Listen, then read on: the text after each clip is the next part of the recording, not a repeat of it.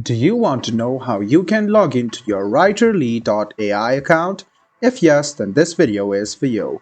Hello and welcome to AI Basics. It's your host back again with yet another interesting tutorial video. In this video, I'm going to teach you how you can log into your writerly.ai account. Go ahead and open Chrome or Edge browser on your PC, go to the Google search bar and then search for Writerly AI login.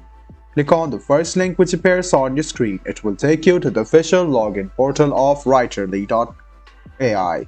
Now you can see you can log in using your Google account or your email address. To log in using your email address, go ahead and write down your email address in this box and then write down your password. After you write down your email and password, click continue. This way you can successfully log into your writerly.ai account.